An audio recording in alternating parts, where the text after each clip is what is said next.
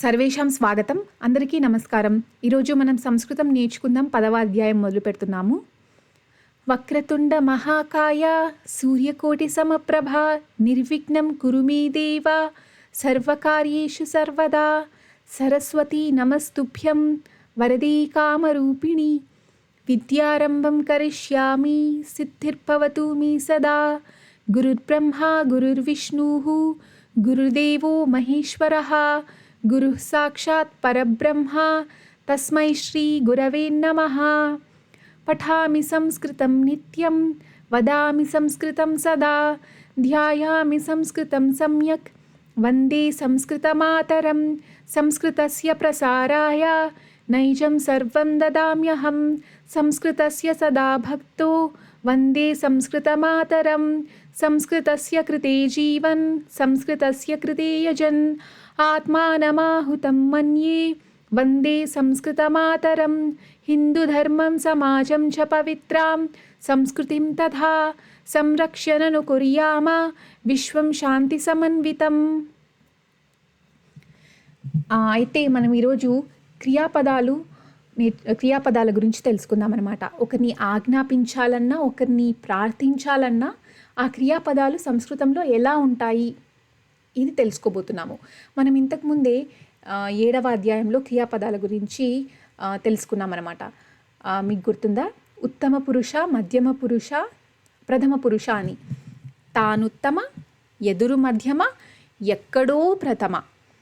తానుత్తమ అహం, ఎదురు మధ్యమ అంటే మీరు, నువ్వు, త్వం, నువ్వు, మీరందరూ, మీరంతా.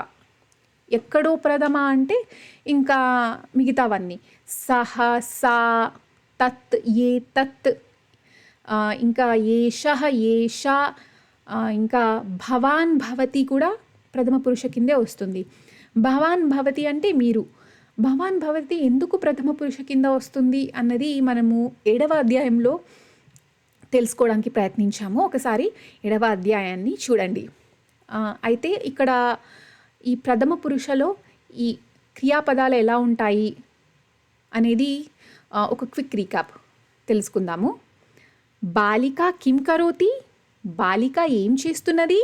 బాలిక ఖాదతి, బాలిక ఖాదతి, బాలిక తింటున్నది. బాలిక తింటున్నది, బాలకుడు తింటున్నాడు. మీరు గమనించినట్లయితే తెలుగులో తింటున్నది, తింటున్నాడు ఉపయోగించేది, క్రియాపదం ఉపయోగించేది పుంలింగం వైపా స్త్రీలింగం వైపా ఈ లింగభేదం కూడా ఉంటుందన్నమాట క్రియాపదాలలో. కానీ సంస్కృతంలో ఇక్కడ లింగభేదం ఉండదు. ఉదాహరణకు బాలిక ఖాదతి, బాలకః ఖాదతి, ఒకే విధమైన క్రియాపదం ఉపయోగిస్తామన్నమాట. ఇంకొన్ని ఉదాహరణలు చూద్దాము. బాలికా హసతి. ఈ పిక్చర్స్ చూసారు అంటే మీకు ఆటోమేటిక్గా ఆ పదం, ఆ క్రియాపదం ఒక మీనింగ్ అర్థమైపోవాలి. ఖాదతి, హసతి, లిఖతి. ఈ క్రియాపదాలు సంస్కృతంలో నేర్చుకోవాలి అనుకుంటున్నారా? అయితే ఆ క్రియాపదాలను యాక్ట్ చేయండి.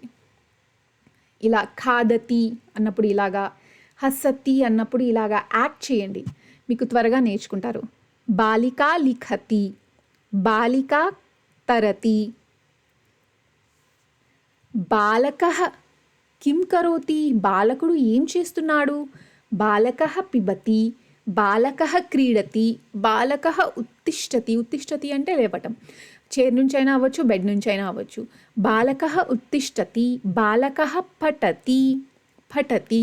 ఇప్పుడు బాలకః పఠతి, బాలకః పఠతి, బాలికా పఠతి. బాలకః ఉత్తిష్టతి, బాలికా ఉత్తిష్టతి, బాలికా తరతి, బాలకః తరతి. ఇలా సంస్కృతంలో ఈ ఏకవచనం ప్రథమ పురుష మీద మనం క్రియాపదాలు చర్చించుకుంటున్నాం కదా. సంస్కృతంలో లింగభేదం, క్రియాపదాలలో లింగభేదం ఉండదు తెలుగులో లాగా. బాలిక తరతి, బాలకః తరతి, బాలకః ఉత్తిష్టతి, బాలిక ఉత్తిష్టతి. భవతి కిం కరోతి, మీరు ఏం చేస్తున్నారు? మీరేం చేస్తున్నారు అని ఎవరైనా మిమ్మల్ని ప్రశ్నిస్తే జనరల్గా సమాధానం ఏముంటుంది? నేను ఫలానా చేస్తున్నా, నేను తింటున్నాను. అహం ఖాదామి. బాలకః ఖాదతి. బాలకుడు తింటున్నాడు. బాలికా ఖాదతి. బాలిక తింటున్నది. అహం ఖాదామి. నేను తింటున్నాను. సంస్కృతంలో క్రియాపదాలలో లింగభేదం లేకపోయినా ఉపయోగించేది ఎవరి మీద? స్త్రీలింగమా పుంలింగమా అన్న దాని భేదం లేకుండా, లింగభేదం లేకపోయినా ఉపయోగించేది ఎవరి వైపు? ప్రథమ పురుష వైపా, ఉత్తమ పురుష వైపా? ఇక్కడ భేదం వస్తుంది. ఎలా వస్తుంది? బాలకః ఖాదతి ప్రథమ పురుషకైతే ఖాదతి, పిబతి, లిఖతి, ఇంకా కరోతి, ఇంకా హసతి, ఇలా వస్తుంది. మరి ఉత్తమ పురుష అంటే నా మీద, తానుత్తమ, మన మీద మనం ఉపయోగించే క్రియాపదాలు ఎలా ఉంటాయి? ఖాదామి, లిఖామి, పిబామి, హసామి, మీతో ఎండ్ అవుతాయి. అలాగే ప్రథమ పురుషకైతే తో ఎండ్ అవుతాయి అన్నమాట. అహం ఖాదామి, అహం ఖాదామి, అహం హసామి, అహం తరామి, అహం లిఖామి. నేను రాస్తున్నాను. అహం లిఖామి. బాలకః లిఖతి. బాలకుడు రాస్తున్నాడు. బాలికా లిఖతి. బాలిక రాస్తున్నది. భవాన్ కిం కరోతి. భవతి వచ్చేది, భవతి భవాన్ అంటే మీరు. భవతి వచ్చేసి స్త్రీలింగం వైపు చూపించి ఉపయోగించే సర్వనామం. భవాన్ వచ్చేసి పుంలింగానికి ఉపయోగించే సర్వనామం. అహం ఉత్తిష్టామి, అహం పఠామి. భవాన్ కిం కరోతి. అహం పఠామి. భవాన్ కిం కరోతి. అహం క్రీడామి. భవాన్ కిం కరోతి. అహం పిబామి. ఇలాగా. ఇప్పుడు ఇంకొన్ని ఉదాహరణలు. బాలకః పఠతి. అహం పఠామి. సా నయతి. ఆమె తీసుకువెళ్తున్నది. నేను తీసుకువెళ్తున్నాను. అహం నయామి. తత్ ధావతి. అది పరిగెడుతున్నది. అహం ధావామి. నేను పరిగెడుతున్నాను. సైనికః యుద్ధం కరోతి. సైనికుడు యుద్ధం చేస్తున్నాడు. అహం యుద్ధం కరోతి. నేను యుద్ధం చేస్తున్నాను. ఏషా ఆహ్వయతి. ఈమె ఆహ్వానిస్తుంది. ఆహ్వయతి పిలుస్తున్నది. ఆహ్వయతి అంటే పిలుస్తున్నది. ఏషా ఆహ్వయతి. ఈమె పిలుస్తున్నది. అహం ఆహ్వయామి. నేను పిలుస్తున్నాను. ఇప్పుడు ఒకరి వైపు ఆజ్ఞాపించాలి అన్నా, ప్రార్థించాలి అన్నా సంస్కృతంలో క్రియాపదాలు ఎలా ఉంటాయి తెలుసుకుందాము. ఉదాహరణకు తెలుగులో ఎలా ఉంటాయి? ఇప్పుడు బయట ఒక చిన్న అమ్మాయి ఆడుకుంటుంది. ఆ అమ్మాయి వైపు అమ్మ వచ్చేసి తినిపించాలనుకుంటుంది. ఆ అమ్మ వచ్చేసి ఎలా ప్రార్థిస్తుంది? దయచేసి తిను, ఇలా. దయచేసి తిను, ఇలా. ఒకవేళ ఆజ్ఞాపించాలి అనుకుంటే తిను. ఎమోషన్ డిఫరెంట్ అయినా తిను అనే క్రియాపదం మాత్రం కాన్స్టెంట్. మీరు ఒకరి వైపు కోపగించి చెప్పాలి అనుకున్నా, లేకపోతే బుజ్జగించి చెప్పాలనుకున్నా, ప్రార్థించాలనుకున్నా ఆ క్రియాపదం ఒకే విధంగా ఉంటుంది, కానీ ఎమోషన్ డిఫరెంట్గా ఉంటుంది. దయచేసి తిను. సంస్కృతంలో కూడా ఇలాగే అన్నమాట. ఇక్కడ ఈ పిక్చర్ వైపు చూడండి. ఇక్కడ అమ్మ తినిపించాలని ట్రై చేస్తుంది, తినిపించాలని ప్రయత్నిస్తుంది. అప్పుడు ఇలా ప్రార్థిస్తుంది. కృపయా ఖాదతు. దయచేసి తిను. కృపయా ఖాదతు. ఈ పిక్చర్ వైపు చూడండి. ఇక్కడ ఈ అమ్మాయి సెల్ ఫోన్ చూస్తుంది. అమ్మ ఆజ్ఞాపిస్తుంది. ఖాదతు, తిను. కృపయా ఖాదతు. దయచేసి తిను. ఖాదతు, తిను. ఇలా అన్నమాట. బాలకః నా పఠతి. బాలకుడు చదువుకోవట్లేదు. బాలకః నా శృణోతి. వినట్లేదు కూడా. అంబా కోపేన వదతి.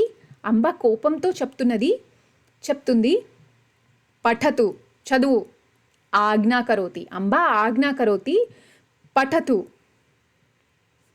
ఇటువైపు చూడండి, బాలిక నా పఠతి అంబ వదతి. బాలిక చదవట్లేదు, అమ్మ చెప్తుంది కృపయా పఠతు, దయచేసి చదువు. ప్రార్థిస్తుంది అమ్మ. ప్రార్థన, ఆజ్ఞ రెండిటికీను మనము పఠతు అని ఉపయోగిస్తాము, ఇర్రెస్పెక్టివ్ ఆఫ్ ద ఎమోషన్. ఒకరేమో కోపంతో చెప్తున్నారు పఠతు చదువు, ఇంకోరేమో ప్రార్థిస్తున్నారు, బుజ్జగిస్తున్నారు, ప్రార్థిస్తున్నారు కృపయా పఠతు, దయచేసి చదువు. ఇటువైపు చూడండి, ఇంకో ఉదాహరణ. జనకః వదతి కృపయా హసతు. జనకః తండ్రి చెప్తున్నాడు దయచేసి నవ్వు. ఇక్కడ ఈ అబ్బాయి చాలా కోపంగా చూస్తున్నాడు. ఇంకా తండ్రి ఇలా ప్రార్థిస్తున్నాడు అనమాట, కృపయా హసతు, దయచేసి నవ్వు. ఇక్కడ తండ్రి ఏమో ఆజ్ఞాపిస్తున్నాడు, జనకః ఆజ్ఞాకరోతి హసతు, నవ్వు. ఇలా ప్రార్థనకి ఆజ్ఞకి ఒకే రకమైన క్రియాపదం హసతు. ఇంకొన్ని ఉదాహరణలు. బాలకః నా పఠతి, బాలకుడు చదవట్లేదు. ఇప్పుడు ఆజ్ఞ లేకపోతే ప్రార్థనకి ఉపయోగించే క్రియాపదం, ఒకరిని ఆజ్ఞాపించాలి లేకపోతే ప్రార్థించాలి లేకపోతే బుజ్జగించాలి, ఇక్కడ ప్రార్థించాలి అని ఉపయోగిస్తాను. ఒకరిని ఆజ్ఞాపించాలి లేకపోతే ప్రార్థించాలి అంటే ఎలా వస్తుంది? బాలకుడు చదవట్లేదు, చదువు, ఇలా వస్తుంది. బాలకః నా పఠతి పఠతు, హర్షః నా క్రీడతి క్రీడతు, సీతా నా గాయతి, సీత పాడట్లేదు, పాడు, గాయతు, భవతి నా ఆగచ్చతి ఆగచ్చతు, మీరు రావట్లేదు, రండి, భవతి నా ఆగచ్చతి ఆగచ్చతు, శారద నా పశ్యతి, శారద చూడట్లేదు, చూడు, పశ్యతు, భవాన్ నా పిబతి, మీరు తాగట్లేదు, తాగండి, పిబతు, సహ నా నయతి, అతడు తీసుకువెళ్ళట్లేదు, తీసుకువెళ్ళు, నయతు, ఇలా. ఇప్పుడు మనము 7వ అధ్యాయంలో తెలుసుకున్న క్రియాపదాలు ప్రథమ పురుష కింద ప్రథమ పురుష వైపు క్రియాపదాలు ఎలా ఉంటాయో, ఉత్తమ పురుష వైపు క్రియాపదాలు ఎలా ఉంటాయో, ఇప్పుడు తెలుసుకున్న ఆజ్ఞా ప్రార్థన ఒకరిని చూసి ఆజ్ఞాపించాలన్నా ప్రార్థించాలన్నా ఆ క్రియాపదాలు ఎలా ఉంటాయో ఆ డిఫరెన్స్ మీరు ఇక్కడ చూస్తున్నారనమాట. గచ్చతి, ఆగచ్చతి, పఠతి, చదువు, వెళ్తున్నది, వస్తున్నది లేకపోతే వస్తున్నాడు. పఠతి అంటే చదువుతున్నది లేకపోతే చదువుతున్నాడు. పఠతి, పఠామి, చదువుతున్నాను. పఠతు అంటే చదువు. గచ్చతి, గచ్ఛామి, గచ్చతు. ఆగచ్చతి, ఆగచ్ఛామి, ఆగచ్చతు. పఠతి, పఠామి, పఠతు. క్రీడతి, క్రీడామి, క్రీడతు. క్రీడతి అంటే ఆడుకున్నాడు, ఆడుకుంటున్నాడు లేకపోతే ఆడుకుంటున్నది. క్రీడామి అంటే ఆడుకుంటున్నాను. క్రీడతు అంటే ఆడుకో. ప్రథమ పురుష వైపు క్రియాపదాలు ఎలా ఉంటాయి?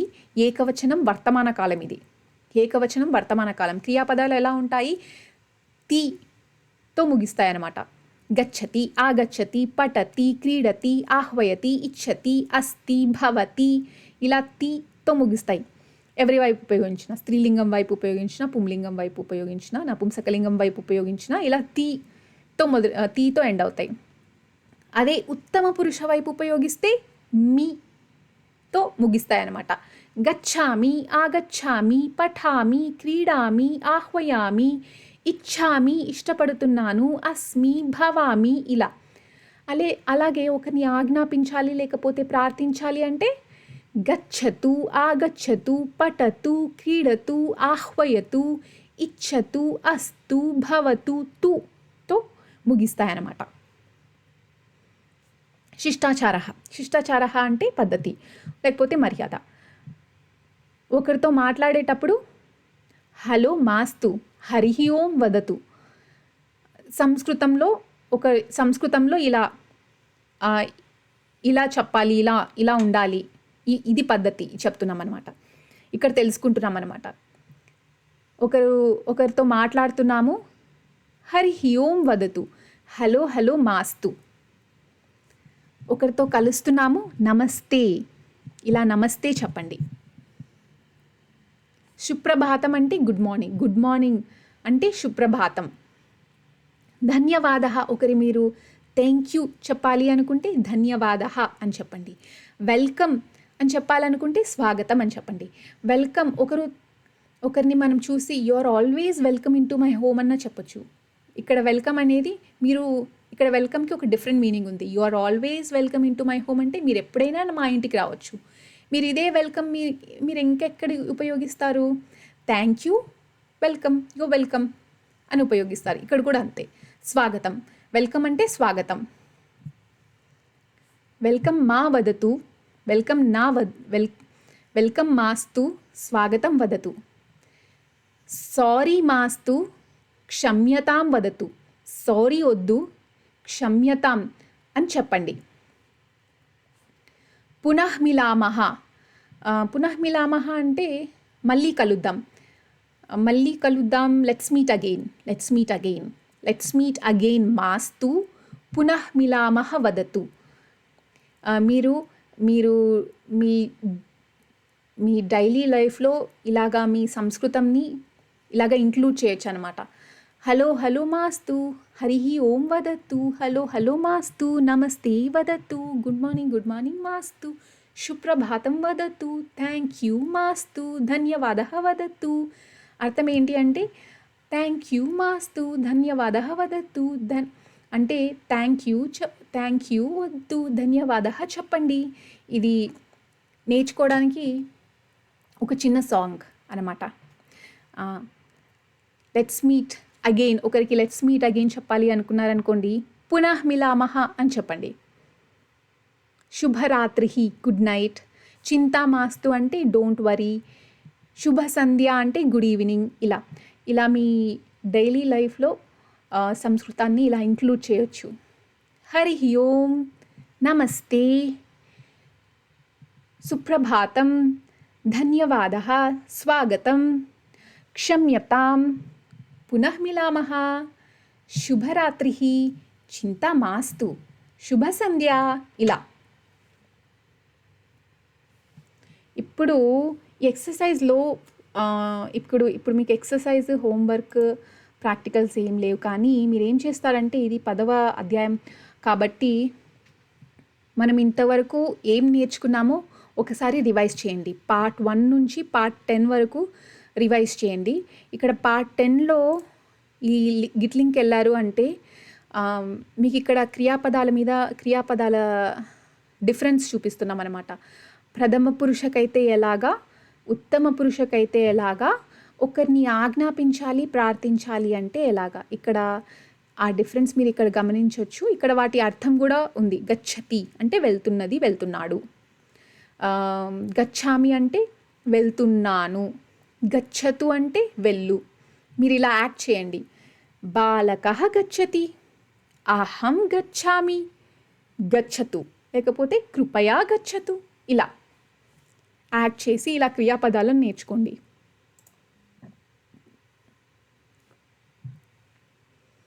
మీకు ఇంకొకటి చూపించాలనుకుంటున్నాను.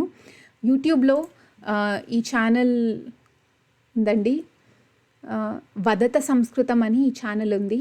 ఒకసారి ఈ ఛానల్ విజిట్ చేయండి. ఈ ఛానల్ వాళ్ళు కూడా సంస్కృతాన్ని తెలుగులో నేర్పిస్తున్నారు. చాలా చక్కగా నేర్పిస్తున్నారు. నాకు నచ్చిన ఛానల్ ఒకసారి మీరు విజిట్ చేసి, ఈ ఛానల్లో కూడా వీళ్ళు కూడా సమయాన్ని గురించి చాలా టాపిక్స్ మీద నేర్పిస్తున్నారు. ఒకసారి ఈ ఛానల్ విజిట్ చేయండి. ఏకదంత అని ఇంకో ఛానల్ ఉంది. అందరికీ నమస్కారం. ఏకదంత అని ఇంకో ఛానల్ ఉంది. ఓకే,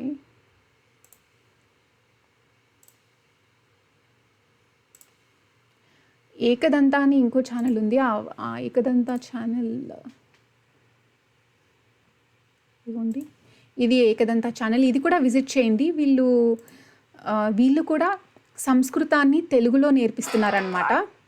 వీళ్ళ వెబ్సైట్ ఏకదంత.in. వీళ్ళు వచ్చేసి ఈ కోర్స్ ఒక ఫ్రీ కోర్స్ మొదలుపెట్టారు. మీకు అక్కడ సంస్కృత ఆల్ఫాబెట్స్ ఈ నుంచి నేర్పిస్తున్నారు వీళ్ళు. ఇది కూడా విజిట్ చేయండి. By the way this content is not sponsored. నాకు నచ్చిన ఛానల్స్ కాబట్టి మీతో కూడా షేర్ చేసుకుంటున్నాను. మీకు సంస్కృతం నేర్చుకోవాలి అని ఇంట్రెస్ట్ ఉంటే యూట్యూబ్లో ఏ ఛానల్ సంస్కృతం నేర్పిస్తున్నాయి అనేది ఒకసారి ఎక్స్ప్లోర్ చేయండి. మీకు నచ్చిన ఛానల్ని ఫాలో అవ్వండి. నేను చాలా ఎక్స్ప్లోర్ చేస్తాను. అందులో ఈ ఏకదంత ఛానల్ బాగుంది.